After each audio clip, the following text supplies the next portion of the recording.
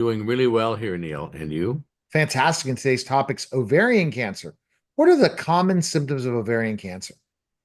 Well, they are relatively vague and they come on very slowly, but bloating and enlargement of the abdomen are very good signs. Sometimes you can have weight gain, sometimes you can have weight loss. You might have constipation, diarrhea, abnormal vaginal bleeding, indigestion, irregular menses. And of course, sometimes if things get to be far enough along, you can have difficulty breathing because everything gets pushed up. The problems associated with diagnosing ovarian cancer. Well, ovarian cancer is difficult to diagnose because the symptoms are insidious, that is very gradual in onset. They're almost imperceptible. And that's the main problem. The other thing, of course, is that there are many things that aren't cancer that present in the same way. Um, Okay. Are there any screening mechanisms to detect ovarian cancer? well, unfortunately, no. There are some things that people think might work. They talk about blood tests, tumor markers, CA 125, that's a cancer antigen 125. There's ultrasounds, there's pelvic exams, there's CT scans, but almost nothing, and I should say nothing, works very well for screening. So these are found late. Of female gynecological cancers, which has the worst prognosis? Well, that is without a doubt ovarian cancer. All of the other ones are better. Uh, there's one, the fallopian tube cancer is another problem, but it's extremely rare, very seldom. I think I've seen two women in 50 years with fallopian tube cancer. Okay. What is the standard treatment for ovarian cancer?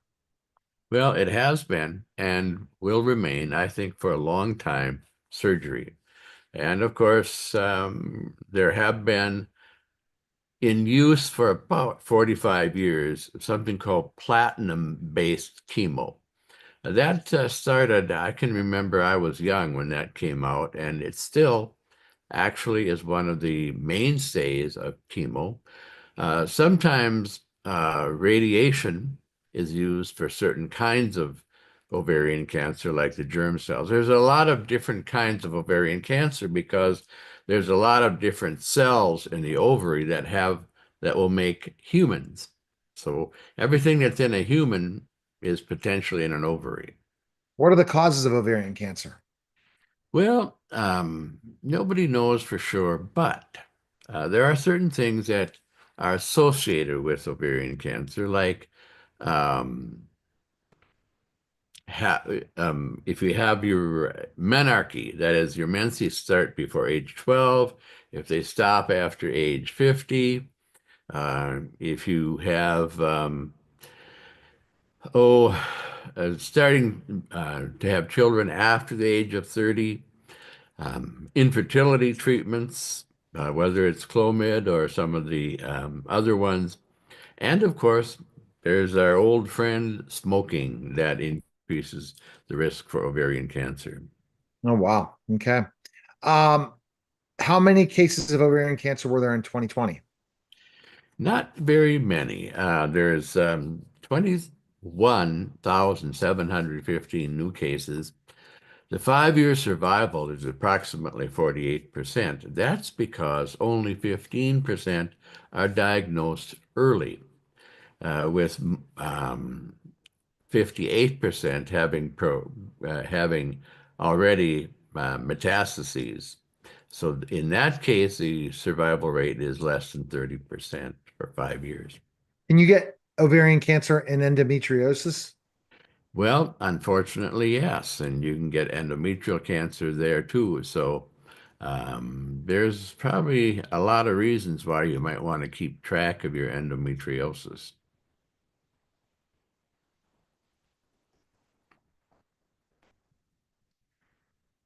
Sir. Doc, did you hear me? No, I'm not hearing you, Neil. I don't know. Well, now I hear you. Okay, okay. No, I said are there markers for ovarian cancer? Yes, there are markers. There's a CA-125, and there's a new one. It's called epididymis protein 4 or HE4. So kind of interesting that you would have male parts in a female tumor. How does the use of talc cause ovarian cancer? Well, actually, this has been, people have been thinking that this might be possible now since the 60s, so a long time.